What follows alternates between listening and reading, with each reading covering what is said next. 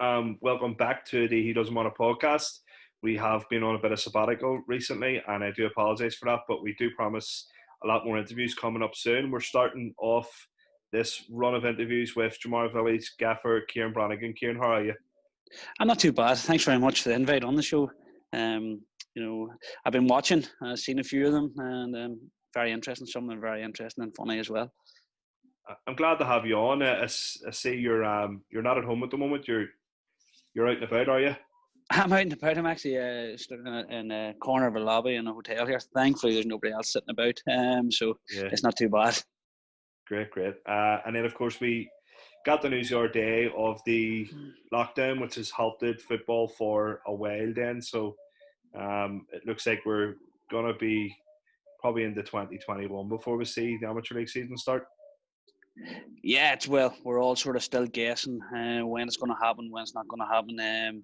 We just have to realise it's throughout the world, and we just have to sit back and, we'll be told when it can happen and when it can't be happening. And, obviously there's people disappointed in it, and, we'd all love to be going too, but there's no point getting worked up over it. You know what I mean? You just have to just sit back, and if we get any football this side of Christmas, is a bonus. If we don't, then we get back at it next year, and we're getting back into the change rooms. Well, then that's when it is. Yeah, we'll get back to that later. I do want to touch on it a wee bit more because obviously as coaches, it's something which has been difficult this pre-season. I do want to mention though, our two sponsors of the podcast, Learners Ross Driving School and Drumble Park Racecourse especially, both businesses being affected by the lockdown, and Drumble Park especially, folks, some people think it may be run by these big rich businessmen. It's local guys running a local business, and as we all know, as people involved in football teams, the local businesses who support football teams and who support things like this to keep them running are very important, and supporting them when we can therefore is vital. So when Drumble Park opens its doors again, at the moment there's no racing, they're not able to open the restaurants or bars. When it opens their doors again, I would suggest taking a look at it for your club for options for fundraisers. My own club, we've done it previously. We went there last year, and well, you couldn't get 30 guys into a restaurant at the moment, but if you can again, we brought 30 of our players there. They had a great night watching the racing. There is the option to add food to it as well, and it was a good fundraiser for a club. So big shout out to Drumble Park, and fingers crossed once things get back up and running again that they can open their doors and get the punters back in again so they can. So back to what we were talking about, Ciaran. So first of all, I want to get to a bit of a get to know you. If you could tell me a bit about your football career when you were younger, your playing career, and then leading into your coaching career later. Well, younger playing days, played most of my youth football for Newcastle. Had a couple of years with Castlewellan, and then under 15 level, I went and played for Dungoyne. So I had a year down there, a great year. So it was with them boys, and then back to 16s, I went back with Newcastle then. And then after 16s, I went to Lisburn Distillery for 3 years. And then after Lisburn Distillery, I had a brief spell at Bambridge Town before I returned to Newcastle, and that was the playing days. Yeah. What brought you to Dungoyne? That was a bit of a travel for you in your youth? It was and it wasn't. There's Danny Ferris was playing for their under 13s. I think it maybe under 13s at the time, and had suggested the management, that there was a boy in Newcastle that would be interested in travelling, and he'd be maybe worthwhile taking a look at. And they come up. Phil was there at the time. He was under 13s, but he spoke to the 15th manager, and he would come down 1 week. Now I'd played with Big Fish and Stephen Garrett and them boys in under 14s Milk Cup side, and then I went from just sort of got to know some of them, and then went down, and then had a good year. We went away till Preston and won a tournament over there over Easter. So that was enjoyable, and it was something different, and it was great for somebody so young to get out and try that. You were down there. Mixing with different boys every week. Obviously you're with your mates, your school friends every day, and it's it's not that it's anything easier. Tuesday and Thursday with them, and then some different having to travel down to Comber, train there, and then with different boys meeting and greeting. You had to come out of your shell a wee bit different, you know what I mean? And it's Yeah. probably stood me in good stead where, I went into coaching at a very young age and tried different things early and was always confident in doing that, So Yeah. it was something that I really enjoyed, and it was something that I look back on now and say it was definitely a wise decision, Did you have much other success when you were a youth player at the likes of Newcastle, or when your time distillery? Did you have much success either? At Newcastle and Castletown, we won at Newcastle. We won the league the whole way up. Castletown went there for the 2 years, and we won the league and cup there also. The youth league was the Impact Youth League at the time was very competitive, and the way it was then. There was 6 pitches. Everybody played. Everybody travelled down on the bus. So the 3 teams in Newcastle had 12s, 14s, 16s at the time went down. It was a well-run league, at that stage, and it was all played in Dunleith Park, and it was good football. But we were very, very successful in every age group. Now I think under 16s. Under 16s, we won the league, could beat in the cup final, and individually was also rewarding for me.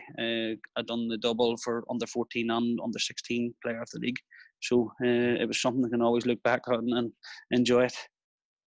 Was that the Broadview distillery name? Was there somebody at the distillery who had wanted you to come down, or? Yeah, well, I was on the under 16. Regretful story coming up here. I was on the under 16 Milk Cup team, and was away.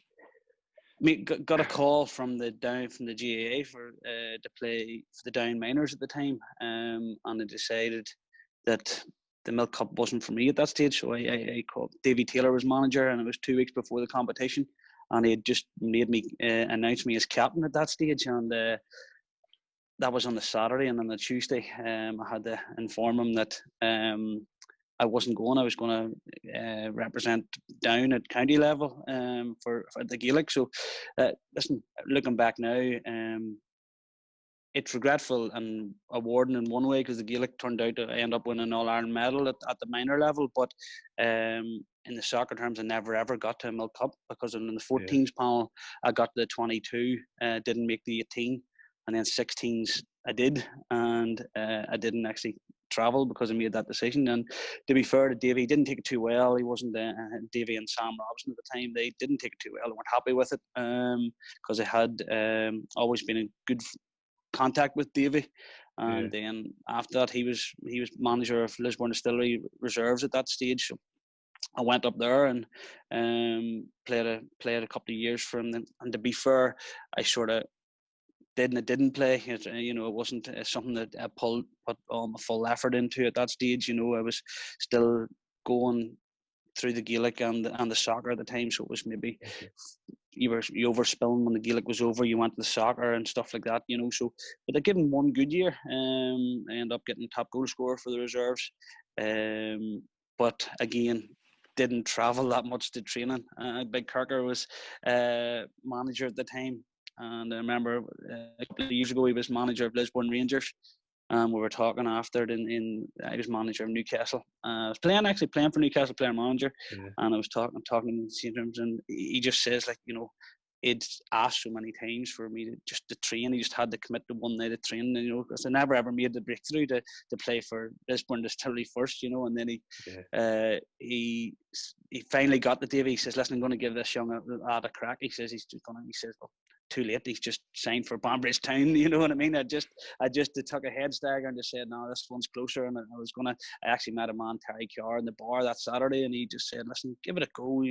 I used to play with his son at Newcastle, and that's what happened. And I went to Banbridge Town, and that was sort of the end of the travelling of the soccer, because it was a brief spell at Banbridge Town. It just wasn't for me at that stage, and I ended up just going back to Newcastle, where I was really at home. I've never actually had somebody on who was like a dual sport player, but it's something that a lot of clubs have. I'm sure you've had it as a coach and manager. It's hard to juggle for the dual sport players, and it's, as coaches, it's hard to try and sometimes you'll give them a wee bit and say, right, you go ahead and play your GAA for a while, and when their championships on and stuff, and you're just Yeah. hoping then when it comes to the crux of your season, when you really need those players and their pre-season starting for the Gaelic again, you're going, like, come on now, you need to give us a wee bit more at this stage. And how did you obviously found it tough in terms of your commitment when you were younger. How did you really find it? How was it for you?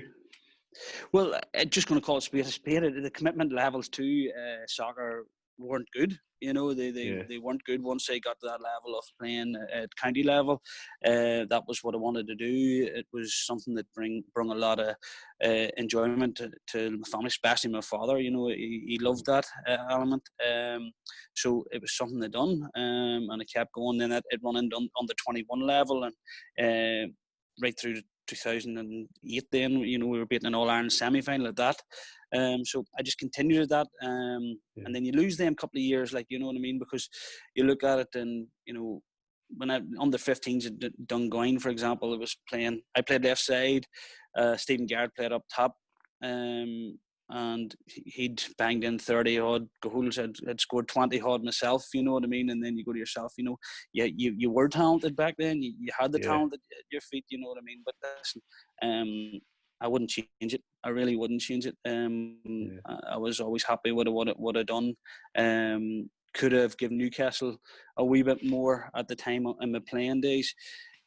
Yeah, I could have, but what's helped me so much in coaching and even turning Newcastle around when I come in, was some of the things that I had done in my playing career that I made sure wasn't going to happen when I was a player coach.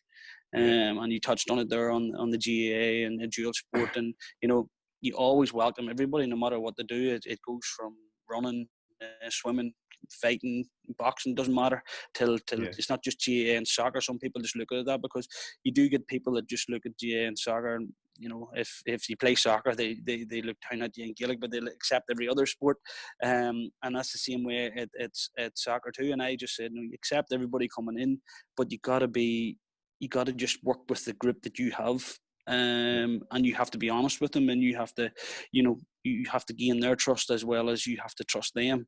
And what I changed at Newcastle when I came in was the Gaelic boys or any other sport boys would always be welcome back in, but we weren't never waiting on them. You know, yeah, while when I played for Newcastle, they were always waiting on us coming back in, because there was yeah, 5, 6, 7, 8 of us, and then longevity of it. You know, it was always going to be, well, these Gaelic boys decided, or maybe had a good year at the Gaelic and it overfilled. You know, if you're knocked out of the first round of the championship, you're back early, so you're back mid-August, end of August, and then that meant Newcastle had a good year. yeah, But if the Gaelic had a run on, then Newcastle struggled the first 6, 7 games, and then, you know, if you're not I always target the first 4 games, and if you're not sitting with a good tally on the board, it can yeah, sort of derail your season very well, especially if a team's sitting there with maybe maximum points on the board and somebody else is, you know, kicking behind them, you know, and you're going, this is where we are. So I just said when I come in, the things that I would do. Now I'm not getting at any past managers in Newcastle. yeah, They done their thing and they were very successful at it. But I just said when I come in, we'll have a serious group that, you know, they'll always welcome these boys back in, but they'll train and they'll be organised and they'll get back into how we work, because our boys were, any side that I'm involved with will set up in a system, will be organised, will be disciplined in what we're looking to do. Not robots, you know, of course, but they're yeah, doing that. And for somebody just to come from a different code and come in and meet it, let them know on a Thursday night, well, this is how we do. This is where we drop. This is where we press. This is what we try and do. They're not going to pick that up. So it's unfair. yeah, I just simply couldn't trust that player to do it on the Saturday, and they couldn't trust what I'm trying to tell them in the space of, you know, maybe a WhatsApp message or a phone call or whatever it may take. So you have to show the boys that you know, they're doing things and they're back in with the group now. At Dromara now at the minute, I have quite a few Gaelic boys. I also coach at Gaelic as well, to be fair. So right, I know what it entails. But I would have boys travelling to training, especially on the coaching point nights. There will be nights where we just say this is what's just a coaching element in terms of, you know, or maybe our set plays or maybe patterns of play and stuff, and in what we're looking to do, rather than, you know, not just a small sided game, or maybe conditioning and stuff where you can gain that on your own element, but maybe stuff that this is what we're doing, you know, maybe if things aren't going well for 10 minutes or we concede early, we make sure we don't concede two. This is the pattern, this is the shape we come into, and this is our out ball. You know, see, these boys need to know that. And it was only a few weeks ago when we thought, yes, we have this. We're getting back to playing a bit of game time. The two Patrick lads were standing in the rain, watching the training session because they knew they needed to take it on board, but to be in contention for that cup game that was meant to take place next Saturday, you know, which is now not taking place. But they didn't know that, we didn't know that, we were buzzing at that stage, you know. So going back to it, you just have to. It is tough. Don't get me wrong. You'd want everybody all year round. You want people to do it maybe 8-week pre-season, but you have to realise we're amateurs and boys are going to be working and playing different codes, and they deserve to do so. You can't hem them in, and there's boys in Dromara too that we're maybe going through different fitness and conditioning sessions with different boys over the lockdown, and I just told them, you finish your project of 12 weeks or 8 weeks or whatever they do on the programs, transformations, what they do with people, because, you know, they're entitled to do it. You know, it's enjoyment for them, and it's good for them in meeting different people. And, you know, so you have to be fair to everybody. You can't just so that's what I would be saying to any coach that has that slight problem. Yeah, I see a lot of parallels for our own club. When the amateur league changed from September for junior clubs, we're obviously a junior club, so we changed to the second week of August in line with the first division, and with championship running until the end of August, start of September, that transition killed us for a couple of years because we weren't used to it.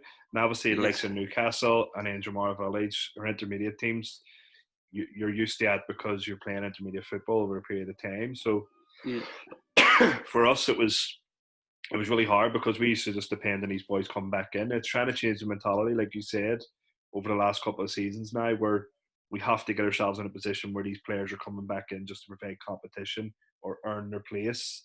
They're not coming back in to save our season, because that was what was happening previously, where we were losing games early. And then you said that the first 4 games of the season are vital. Although it feels like a really long season in amateur league football, you play 22 to 26 games, and the first 4 or 5 games, if you're not putting yourself in contention within this first 4 or 5 games, it can be a really long way back. So it can. Oh, it can, you know, and I think if all managers and coaches are honest with themselves, that they're all targeting that, you know, and everybody targets, you know, there's people out there will go mad pre-season for fitness levels, and like, I'm still only 33 years of age. I'm still only a young pup into the coaching game, but I don't. Yeah. I literally focus totally element on trying to get them first 4 games and patterns of play, systems, and trying to just home into them, you know, and fitness. You'll gain fitness in that, and then I target my fitness the next 3 cup games at the far at you. Then, you know, I was at Newcastle. Now, don't get me wrong, we've had some great cup runs in both clubs, but it's came because maybe, you know, we've maybe had a wee scalp, and then next minute you come up against somebody big, and you go to yourself, well, I don't really want to get my back to heels handed to me here, so you're going to put a good squad out. But generally speaking, I nail the boys. See once them first 4 league games are over, them boy, any squad that I've ever dealt with will tell you they get nailed for them. See the next 4 or 5 sessions, like, they really work hard. Like, they do be put through it. They be asked serious questions of them.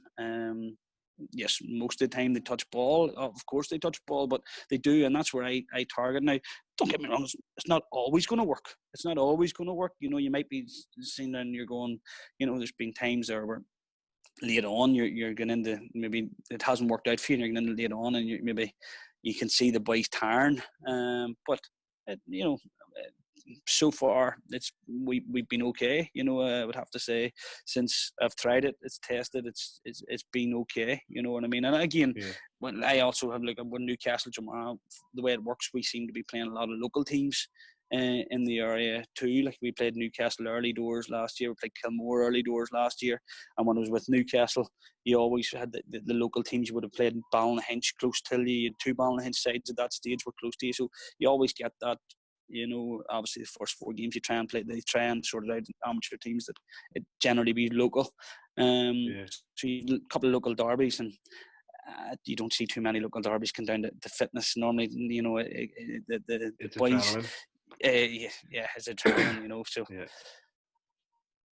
Yeah. In terms of like you're obviously very enthusiastic about coaching. In your playing career, did you always see yourself as a coach, or was there a certain stage when you were playing where you decided I'm going to start doing this? And was Newcastle your first job in coaching, or was there something else there before you went into manage Newcastle first team? no. Newcastle was my first job in coaching. Had coached, took a lot of training sessions, done a lot of things. I would always try things. Always listen. I said at the start there, I have full belief in everything I do, no matter what I do.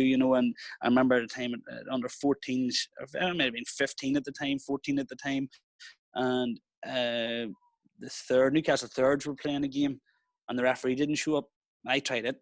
I just said, right, I'll take it. And I remember, the big thing getting into the paper, that, the game was reffed, and you just try things. It was an individual Yeah. thing that you tried, and I just said, right, and that was something. And then I always wanted to, there was never a point that I said, right, I'm getting into coaching. There was never a point to that. I just knew I was Yeah. always going to be in it.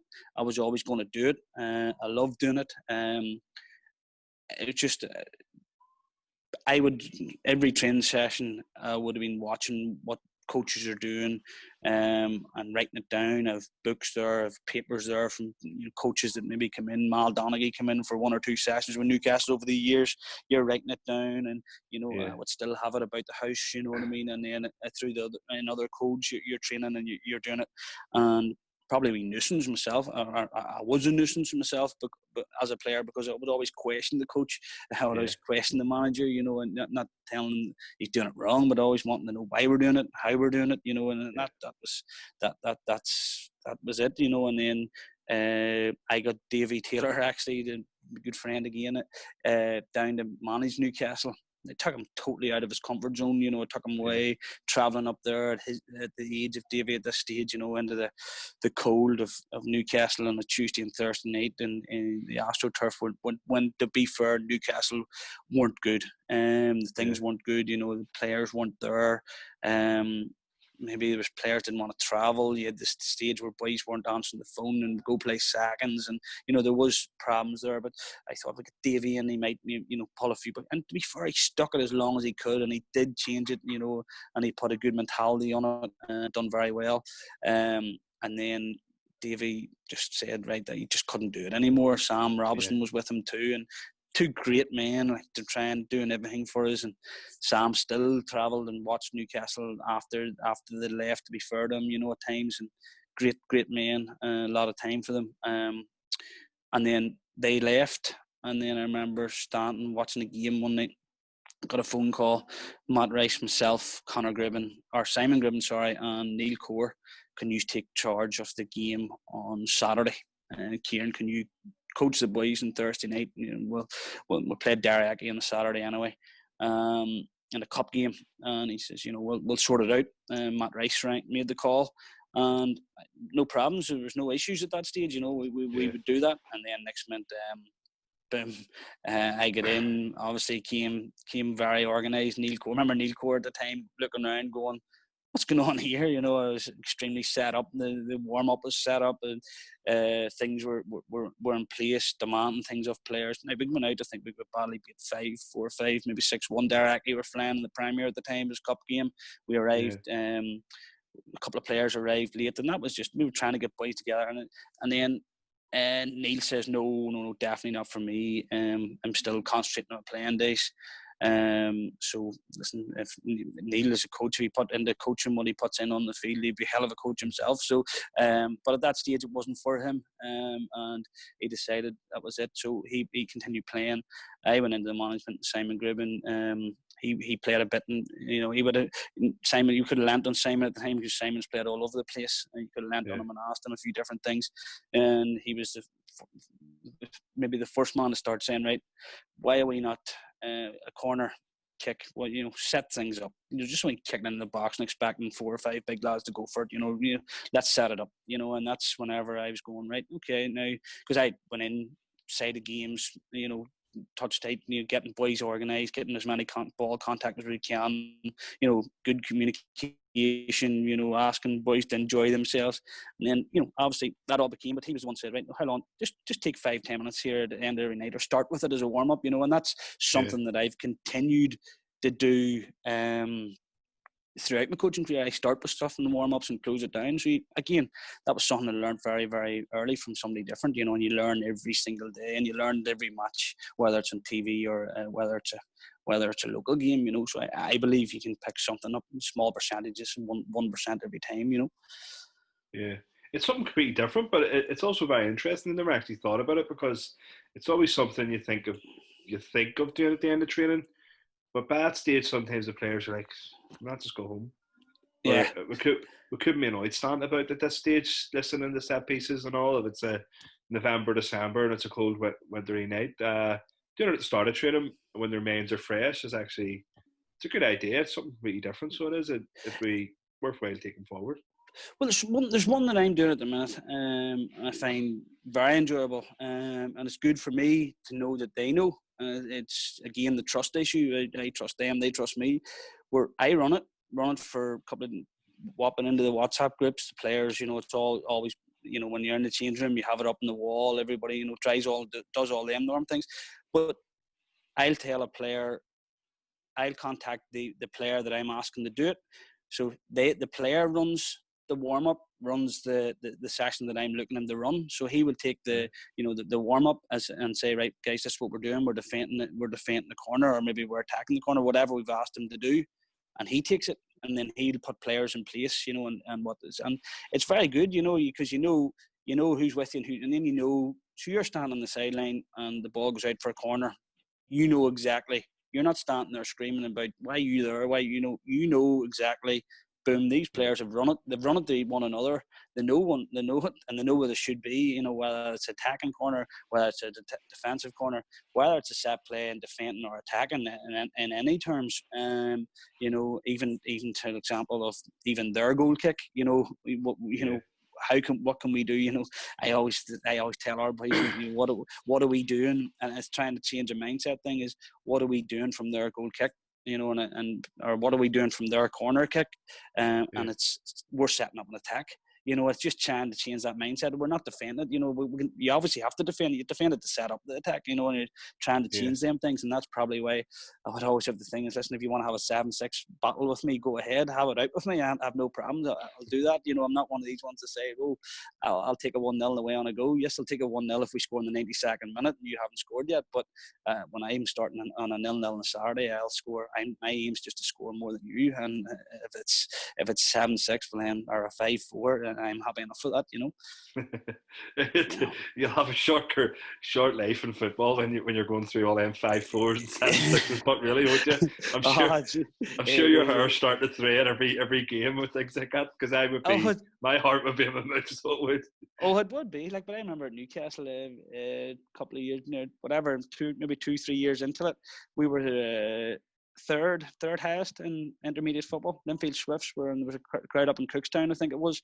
We scored 106 goals that year. You know what I mean? And finished. Crumlin Star went up with First Bangor. No, Crumlin Star, East Belfast would have been. I can't remember who. Crumlin Star went up. No, East Belfast and Bangor went up second. Crumlin Star and another. I don't know who the second one went up, but they went up there. But we finished third at the time, and it was 106 goals. You know what I mean? So, but you enjoy them. Listen, but people say if you went down and scored 80 goals and not conceded that, but listen, we had fun along the way. We had fun along the way.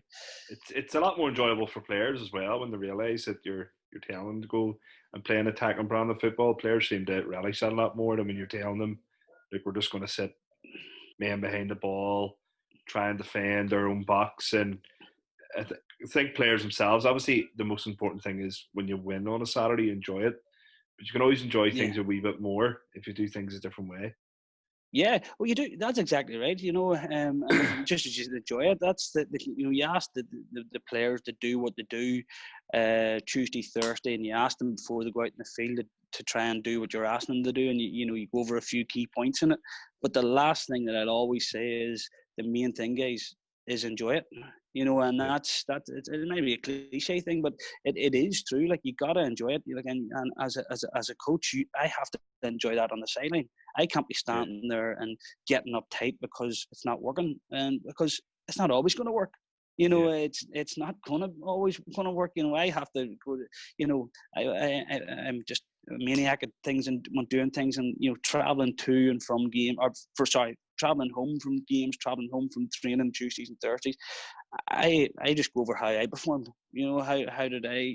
And my thing is, don't be coming away, grumping on a Tuesday and Thursday, from the train, even if I don't get it right, I can't be grumping with myself. If I didn't run the training session right, I can't be grumping with myself. If things were going wrong, if the drill was going wrong at training, and I didn't improvise and get it moved quicker, and and get it changed up to suit it, don't be grumpy. Don't be, listen, sort it out, and I think the only way I can improve and the players can improve is, listen, okay, we accept that. We can change that up. There's no point it's a player's mindset. I was the same when I was playing, grumping constantly, and then that would ruin your whole weekend. And then you go to yourself, right, you're back on Tuesday and your head down. That's take the positives out of it, right? We know what we tried to do. It didn't work out. Let's get back on Tuesday and see why it didn't work. By improving in what went wrong, and getting and mastering what actually went right. Yeah. Do you ever sometimes step back in training and let one of your assistants, coaches or anything, take it so you can see it from a different angle as well? I know you obviously like to be in the thick of things, but would you ever change it up as well sometimes? And you said earlier about players would sometimes take the set piece drill, gives you a chance to look and watch. But would you always prefer to be in the thick of it when it comes to coaching? No, there was at the start. I needed to know because when I came into Dromara, they needed to know what I was about, and I was with him. Jim Watson was a man there at the time, good qualified coach, but totally different to what I was doing. Completely different to what I was doing, and they needed to know. So I just took everything constantly, and then a boy Glenn Robson's in with me now. Glenn worked with me at Newcastle, and would take trainings, and Paul Rice is in as goalkeeping coach, but played all his days for Glenavon, Cliftonville, so why not? Why would I not stand back and say, right, take a spit here, guys? Now, would I stand back and watch a full session? No, it's not something that I would do.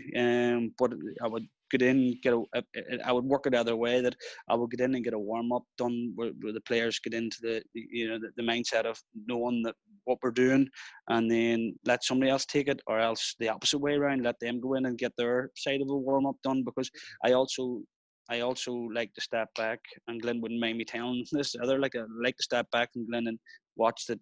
He's still in line with doing with what we're meant to be doing, and sticking with the plan of what we're doing. Because if there's nights there's something happening. I have a family now myself. If you can't make it, you got to realize, you got to have trust that the balls aren't in the bag and the players are running around the field. You have to be sure that he's definitely going to set a transition game up, a counter-attacking game up, set play session up. You have to know that, right? He's definitely in sync. And never I would say to him, if I wasn't going to make it, or maybe I was running late, this is the plan that we're going with in terms of the theme of the session. I would never tell him this is what you have to do. He's about the game a lot longer than me, as well as Marty Walker, as well as Paul Rice. So them boys have trust in every single one of them, and they can take it. But there would be, I would have to openly admit that 90% of it definitely comes through myself. Yeah. Your time at Newcastle, how many years were you coaching at Newcastle before you moved on to Dromara? And what was you spoke about the season you had over 100 goals, finished third that year. Was that your highest finish in the league, or was there any other successes during your time there? No, we got Newcastle promoted. Newcastle were 1B side Right. when that took over, and then we had a good run at 1A one year. Fell short in it, and then they're now a stable team in 1A because Yeah. they'd sort of they'd been to 1A and went back to 1B, and done that a couple of times. And the job was to get to 1A. And listen, you don't want to say it. Your first job is to secure a 1A side, and then the next job is to try and get it till a Premier level side. Premier. You know what I mean? And Rory Dorn, a boy that I brought into Newcastle as a player, is now manager there, and making great strides to try and do that. So Yeah. so it's moving in the right direction. Obviously, still it's still my hometown club. Yeah.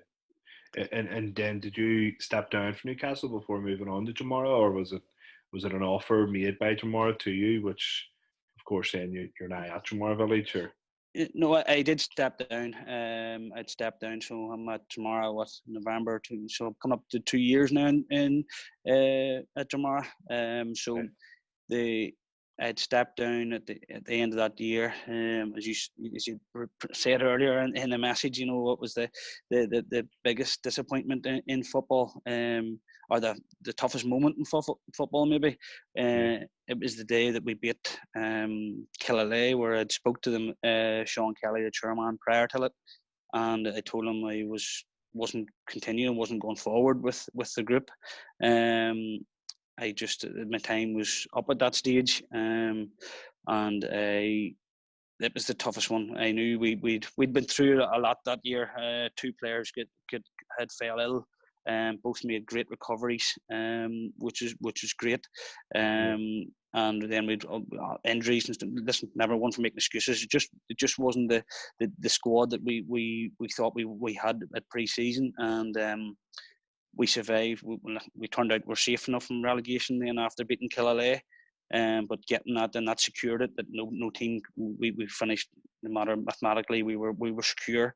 Yeah. And it was the tough, and I never forget pulling the boys in, and it was just simple, guys. There is a saying goes, and it's all good things must come to an end. But by the time I got that bit out, I broke down. And to be fair to the group, I just sort of like this group, because I remember the Killalay manager at the time sort of looking as if what had happened there, and I didn't get to tell him till about a year or so after what had actually Yeah. went on, but it was a real tough moment, because my wee brother at that stage was playing, and they just seen him walking in front, and the parents, they travel everywhere and watch it, and they were going, what's going on here? Peter's left crying, because I told nobody. I told absolutely nobody at that stage, because it was something that was going to be so tough. But I just couldn't take that group any further. I'd give out all my energy till it. I'd give everything for it, and you just would have been staying there for the love of the club as such. Yeah. You just would have been there just to do a job. But it maybe took I had got them to the level that I thought was the highest, and I give them the great opportunity to maybe get somebody else to maybe take them to another level. Yeah. Because somebody different coming in with a different voice, coming in with something, be a different plan, because I had felt there was players there who I had just sucked so much out of. I just took them to the well, and I thought, I couldn't take any more out of them, and maybe somebody else could have come in and turned them into a different type player, and that was my point of view till the chairman leaving. Bob Smart at the time, he was just totally Mr. Newcastle, and it was a conversation that I didn't like to take place, with him, because just how much of a gentleman he was, you know what I mean, and Yeah. so. But listen, these things have to happen, and then I said, right, well, that would do me with football for a while. I would just go and enjoy the game.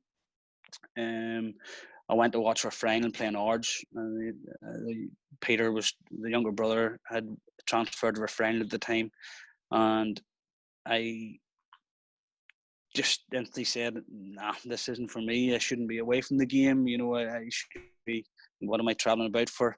And Kilmore at the time, we Younger was manager, and he was talking to me, and he says, listen, would you come in as a number 2, do a bit of coaching, blah, blah, blah. So I did take that up. And again, it was very brief, and I was travelling till 3 or 4 games in, travelling till a game, and then that's whenever Willie Rogers had rang Rab, the chairman of Dromara, and said, listen, Brannigan's at loose end here. We need to make a call. He's going out to Kilmore. He's playing a number 2 role out there. It's not him. I think if we make a call here, he could definitely be our man, you know. So, and that's Willie. Willie, be fair to him, he showed me up there. He told Rab everything. He told him that he'd show me up. I think Willie is now my agent. The way he spoke about me, it was great, you know. So I have Willie with a lovely wee heart and all beside him on the phone. He's a great lad, you know. So he done everything for me. So then Rab rang me on our way to the game. So I said to him, listen, we were playing Sport and Leisure that day. I said, listen, focus on this game, and sure, I'll contact you on Sunday morning, you know. So I told Younger when I got to the game, I says, listen, I'm just going to let you know. I spoke to Dromara chairman. Listen, that's as far as it went. I'm going to concentrate on the game here, and then we moved on. So I went and spoke with the committee at Dromara then on the Monday evening, and it went well. After speaking to him, it sort of went like it seemed to me like it was going like an interview type thing, and that wasn't the way it went. And I just says, no, that's not an interview thing for me, you know. So I left. I says, listen, don't worry about it. It's grand. And we talked about it. And by the time I got home to Newry at that stage, I had the phone call to say, no, the job's yours, you know. So it worked out perfectly.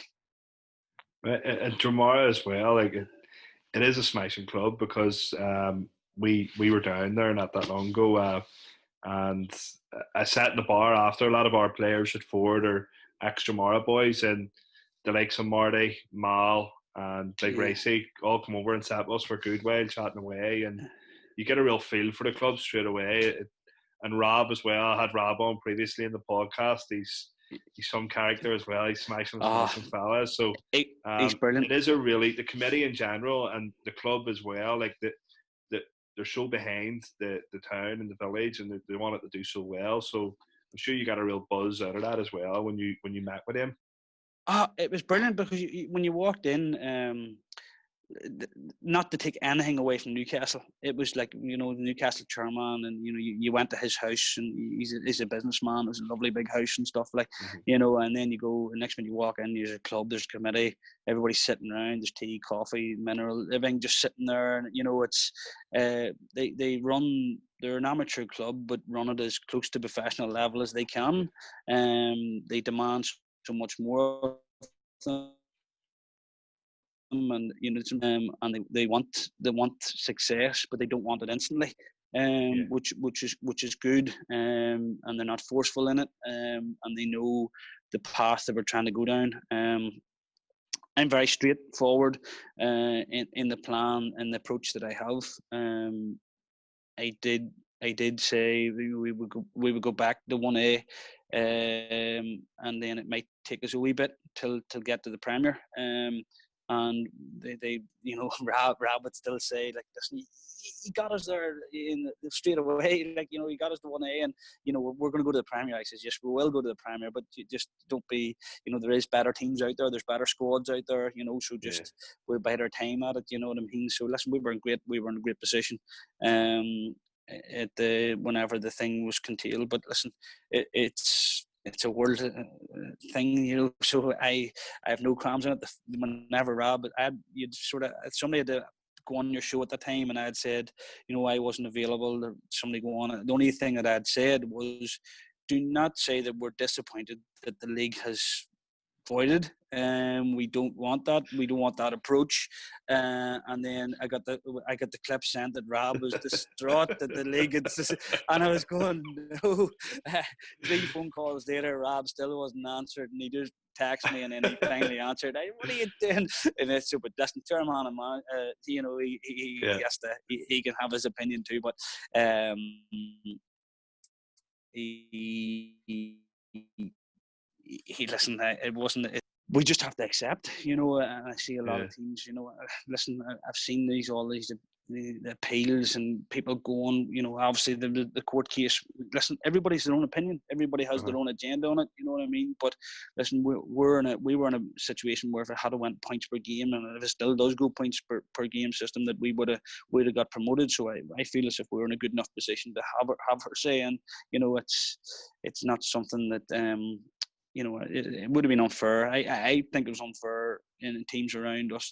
Listen, because we hadn't played Abbey Villa yet. We'd Abbey Villa to play twice, and Jonathan's done a smashing job down there, and he's a great lad also. And that's, to me, that would have been extremely unfair. Listen, Rosario had us to play too, and they can say that the points on the board and they'll feel hard done by. But back yourself and go do it again, because that's what I plan to do. I back myself and I want to go again. John's going to back himself.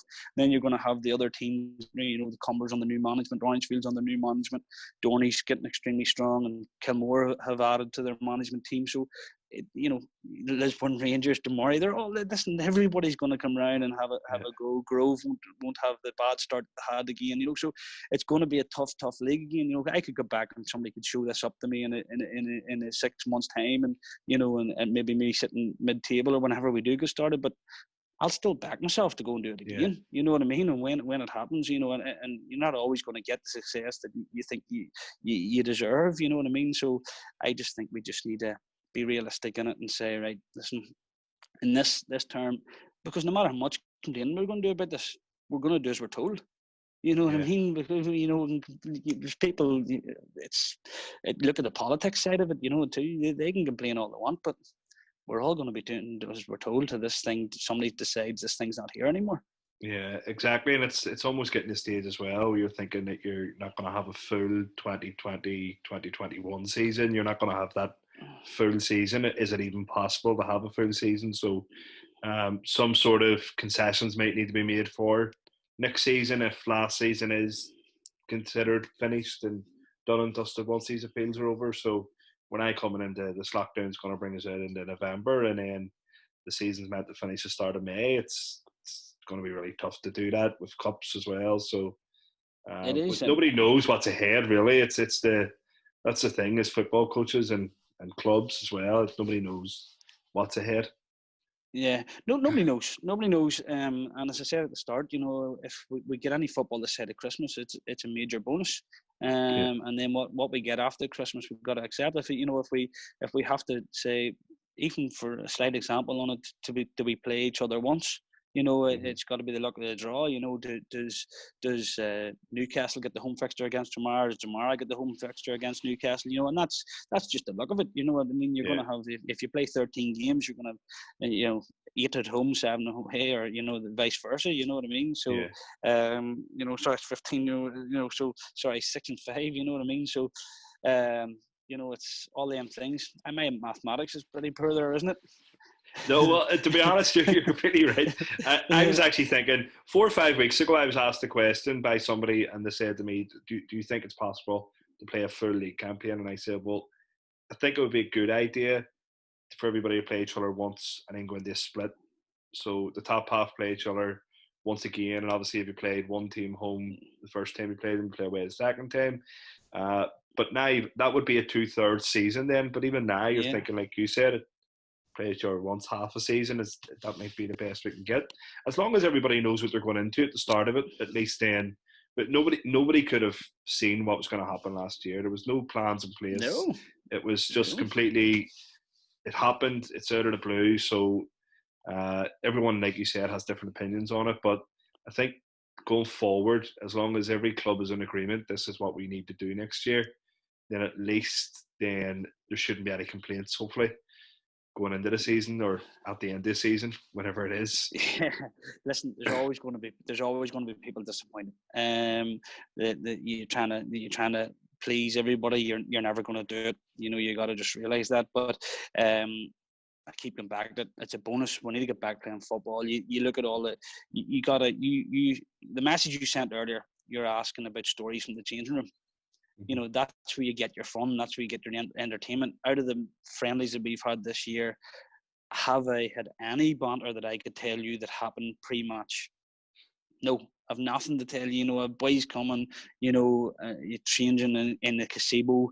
You're carrying out onto the field. I'm standing there, and then all us coaches, everybody decided this tactic board approach. And I remember a referee saying, you know, what is this all about? Like, you know what I mean? Because we have a tactic board maybe in the change room, everybody took it out on the side of the pitch, and, you know, and we all, every team you played all seemed to have one, and, you know, went down to play East Belfast one time, Big Maggers, you know, there's no tactic board involved there, no tactic board involved on my side, and it was just fun, just go out and play a good game, and, you know, and went at it, like, you know what I mean? So, you know, there's certain elements, but listen, it's learnt us a lot, you know. Sometimes, you know, you can build it up to be something that's really not every Saturday, you know, the approach of, you know, the laid back approach as such, you know. I've seen Dromara, like, I've seen a lot of it. I never got excited.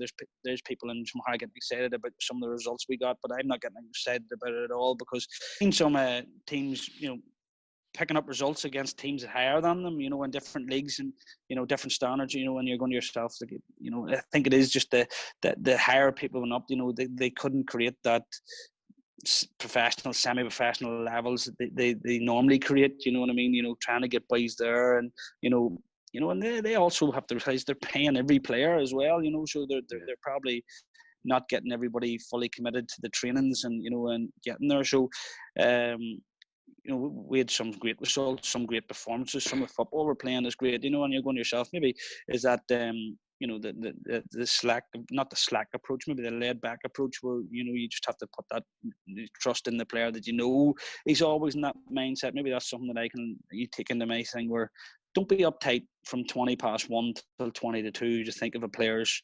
right in his mindset that he's ready for the game, because he wouldn't be there if he's not ready for the game, you know what I mean? So now, will I be able to do that whenever there's 3 points at stake? I don't know, but it's something that hopefully that I can take into it, you know.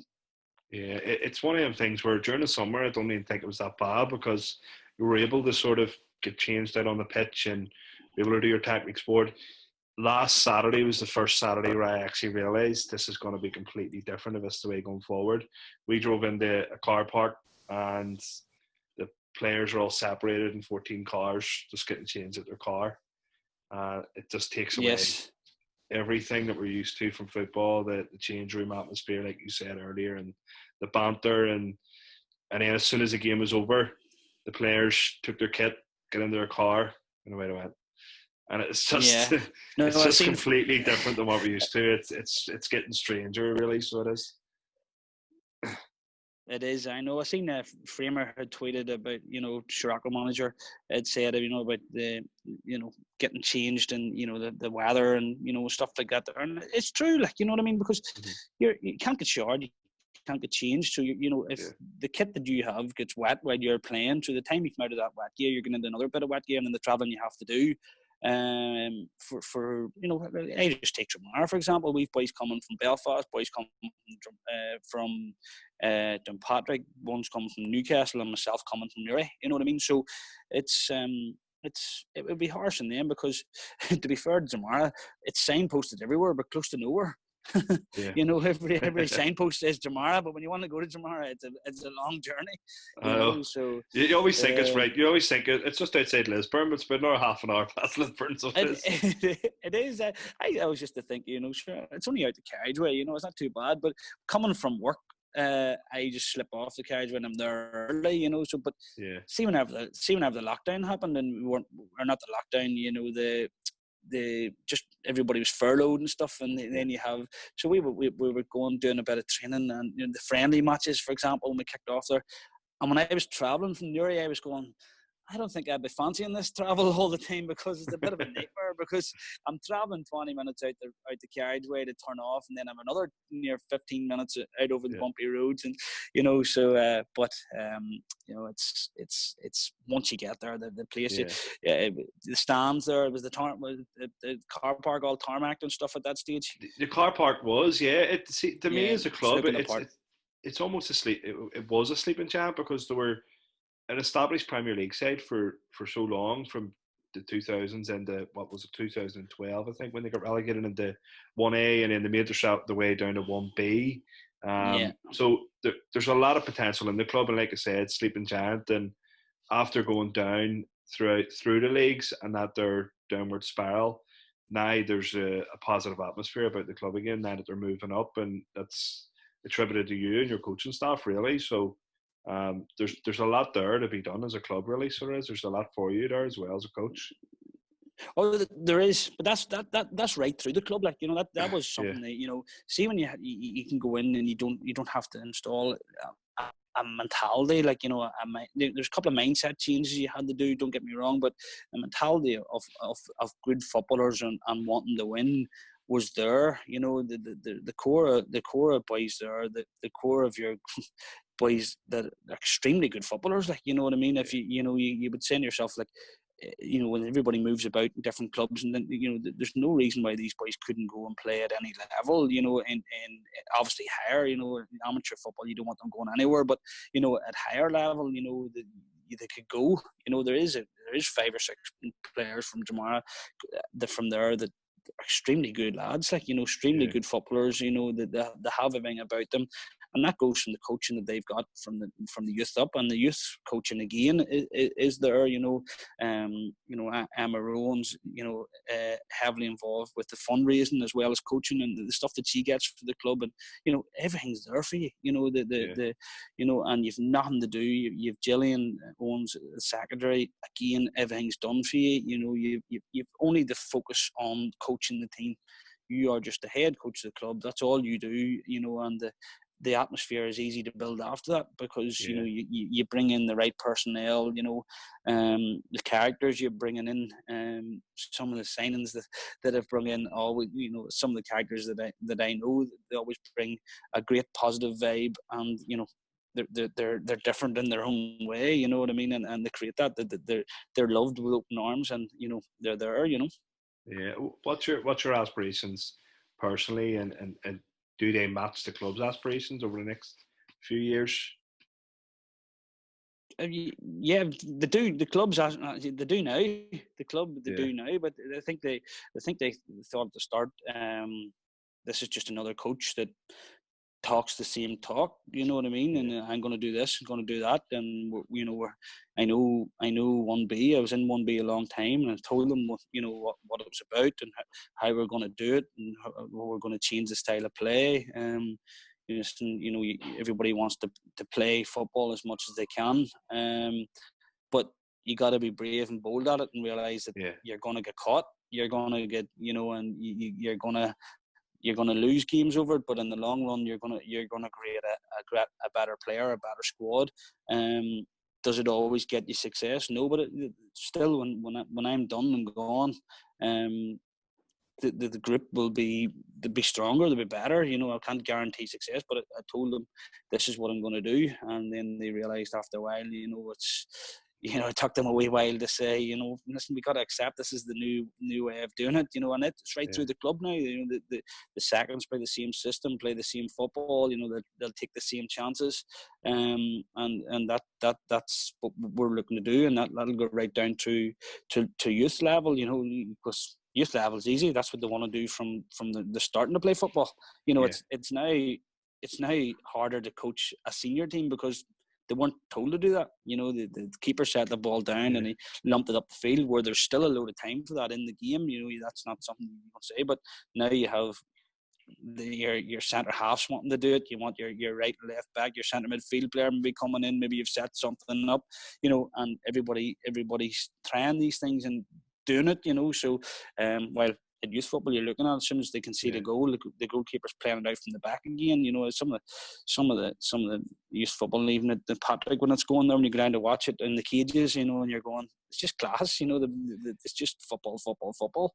Yeah, it amazes me even now, like how many players you come across in senior football who have probably never been coached, and that you're almost coaching them afresh when they're in their 20s or 30s. If you can have that as a development throughout the club, and then the players develop into the senior team, then it makes it so much easier for coaches, and then it makes it so much easier then to have an identity for a club as well. And there's so many teams now throughout amateur football who are doing that really well at the moment, so it's something to be developed on at Dromara as well. Oh, there is, yeah. We're only starting it. You know what I mean? Even Yeah, though we're a wee bit into it, but we're still only starting it. Like, some of the teams out there are doing it are fantastic. We played our friend a few weeks ago at it, and they've complete footballers, and how they do it. And Johnny Parr nets, he's no interest in just lumping up the field. He wants to take risks. He wants to maybe yeah, chip a ball. Take the risk and reward. And he set up an attack from his play, and we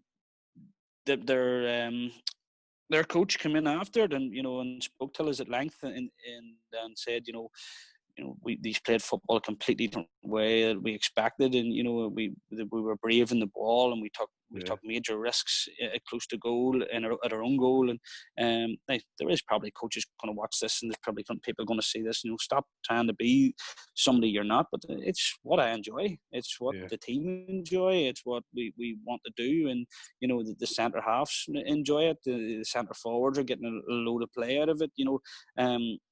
You asked the centre half, is he interested in the ball just lumping out over his head to the centre forward, and you're asking him, do you want to just jump up and head it and hope for flick-ons, or do you want to try and play football? I think if you were asking that to your group of 14 on a Saturday, they'd all say, I want to try and play football. But yeah, you gotta realise that maybe if that boy takes that extra touch in the centre midfield, or maybe try something that maybe didn't work out and the ball ends up the back of the net, you got to know that you can't dance about your technical area and shout and roar and scream at him. You have to say, well, listen, that's what I asked him to do. That's what I yeah, wanted them to do, and it didn't work out. And maybe the opposition have punished us, and they're just a wee bit better on us on that situation. But you got to just reset, go again, and if it happens again, so be it. yeah. It's something you got to live by, like you said. If you're going to ask players to play a certain way and then go mental when it doesn't work out, they're not going to trust what Yeah. you're asking them to do, and they're not going to do it again next time.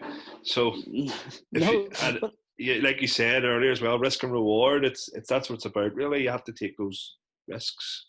you have to, like, I was extremely annoyed at the last game, the last friendly against Refrain. We're beat 2-1, conceded an own goal later on, and then they got a lovely work goal and they'll get the winner.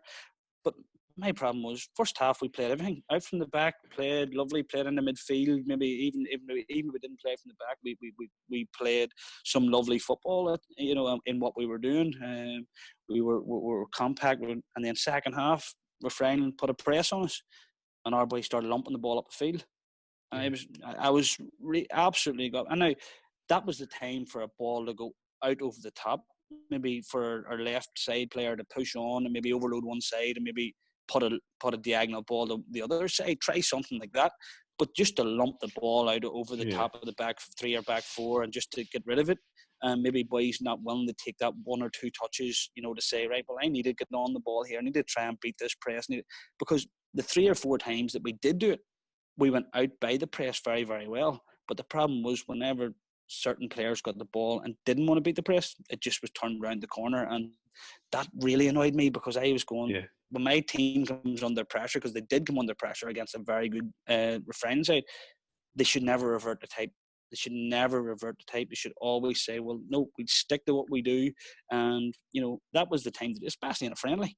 yeah. If it's Exactly. if it's if it's 10 minutes to go and you're 1-0 up, like, okay, I'll see it. That you're not reverting the type. You're saying risk and reward. Your risk here Game is not going to management. be a Yeah, reward. It's a game management then kicks in, yeah, and that's whenever you work at that.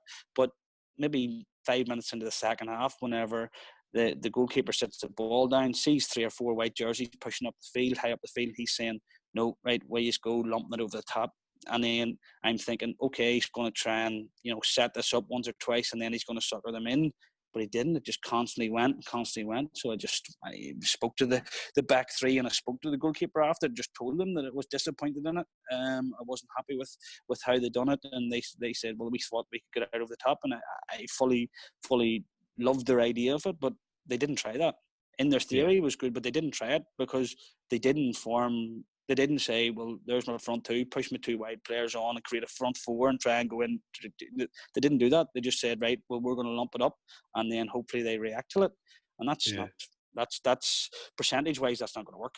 It might yeah, work one time if the ball does get out and it lands at your centre forward's feet and you're away. But if you're organised, I always say, give me 11 super footballers against, and then 11 boys that are totally organised. Give me the boys that are totally organised every day of the week, and I think over a 5-game period, I think I would get the 5 organised boys to win. I always think the organisation will be at that talent. It not at all costs, but it will prevail in the long run.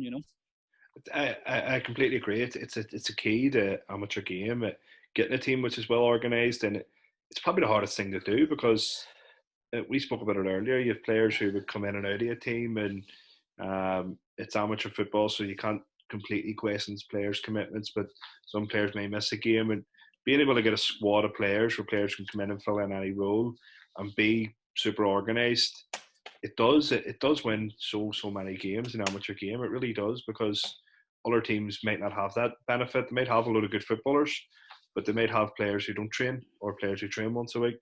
And getting players to buy into that that's the first success, really, as a coach or a manager of any team, I feel. They do. Yes, trying to get them to buy in it. I always think if the thing is, if the players know you care, then that's another percentage in your benefit. They're saying, well, it takes them to training. You know what I mean? And I always just tell the boys, make excuses to be at training. Don't make excuses not to be there. You know what I mean? And then you got to training. It's easy to say to boys, listen, I'll make training as enjoyable as I possibly can. Never. You shouldn't have to go down that line. You're going to you got to make them meaningful. The session has to be totally meaningful in what we're doing. And that's what it is. If you, like, for example, as I say, playing out from the back, playing football at all costs. Maybe getting in around in the areas, and how do we play when we enter the box? You know what I mean? You're trying them things. You don't go to training and say, right, well, we're going to, play the long ball, we're going to play the diagonal ball, because the players are going to say, hang on, sure, on Saturday you're going to want us to do. So everything has to be meaningful. Everything has to be set in a purpose. You know what I mean? And just a minute, that's what I believe in, and and you have to stick to that. And the players, I think over the groups that I've been involved in, when they know that you're going to stick to that and you're sticking to the plan that we've talked about and set out at the start of the year, whether them first 4 games go well or not, we're going to stick to it. Well, then they're going to back you. You know what I mean? Because they're going to back themselves regardless of anything. But once they back themselves plus back you, you're on to a winner, whether it gets you trophies or whether it gets you success, but you're still on the winner, and gaining that momentum around the club and around the area and around the people. And in this day and age, you just have to make sure everybody's well-being, they're happy with what they're doing, and that's reward. Whether you're getting silverware for it, when you're doing that, you're still getting reward, in my view. Yeah, it's something you said earlier as well, kind of from your playing career, where you would have questioned, okay, we're doing this, but why are we doing it and how are we doing it? And once you start to get that message across of why and how you're doing it, rather than just this is happening and that's it, then players will start to buy into it and start to do it more often, and then your message starts to get across as well. So something from your playing career that you've brought in from listening to coaches, and then it helps your coaching career as well. Oh, it does, because you can see very clearly if that coach has just fired this off the whim. There's a lot of coaches out there. Like, I could say to you, right, set up a session and go there. You know what I mean? That session won't go as well if I'd rang you an hour ago and said, listen, I need you to take a session an hour where you're organised. You're saying, right, okay, I can be there, I can set up, I can do this. We can all be good at it, but you see, once you're organised and you're set up and you're doing it, then you can back yourself on it. And that's why, that's what I believe in. Yeah. Ciaran, we've talked all night about football. I've really enjoyed chatting to you so far. Football, I could keep going. Oh, definitely, 100%. It's right up my street, so it is really. Yeah. I want to get on to a couple of questions. We've got a couple of questions on Facebook, so just a couple of questions. First of all, the Dromara Village Facebook page themselves asked, how did you get your own parking space? How did that work out? How did I get my own parking space? I'm disappointed I only got one. To be fair, yeah, it's not actually just my car parking space, because every opportunity they get, they take a picture of somebody else's car in it and send me a photo of it. They have a sign on the at the back of the behind the car parking space, head coach, which is another joke with Jack. I really hate the term manager. It's Yeah. something I always said when I was from a started coaching, and Neil Coher, but him mentioned earlier on, he actually Snapchatted me the other day and called me gaffer and or manager or whatever he says, and I contradicted him. He says, "Oh, you always hated that, you still hate it." I just think there's a manager and there's a coach, and I still like to be seen as the coach. You know what I mean? Yeah. I'm still a friendly guy. I'm still a boy that played football, and maybe the manager times is whenever maybe none of the boys that are playing in front of me that I've either played with or know Braven well, So Yeah. at this stage, it's still only coach, and that's that came from the Dromara Facebook page. That's wee Mal at his work again. But Glenavon were badly beat yesterday, so he'd be disappointed. So he can. That's delightful for him. Connor Fagan asked, who's your best and worst signings? Best and worst. You've just mentioned him. He isn't best and worst. I He must have knew it. I signed him about 5 times.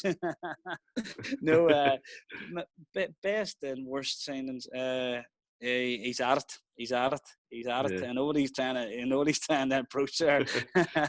Listen, there's no. The best signings. Listen, I've made some great signings, and because I've met some great characters. And there's just been, and I've stayed friendly with them all. You know what I mean? So it's you would have to go with the best of them. You know what I mean? So big Peter Turley signed for Dromara is just an absolute gentleman. How he approaches Peter's pushing on in age in terms of but he's still got it. You know what I mean? And Yeah. you've Daggy Alistair took in a Dromara there too. But in Newcastle, big Conor Harrison took in Fagan, Gary Boyle, Rory Dorn. Matthew Jones travelled from Belfast, but listen, all great lads, you know what I mean. Worst signing, that CJ McGordy, but he just couldn't keep up with that boy. He loved that one, so that's why I had to say that. CJ playing outfielder nets, so they don't know where he was playing. Do you not know that boy can play anywhere? You can play anywhere, so you can't. That's insane. Where did he play for you? He just told me where he was playing. It all depends how he felt. You know what I mean? No, he did play net. He did play nets on a couple of occasions. Yeah. He pulled me out of a hole a couple of occasions, but play it out the field.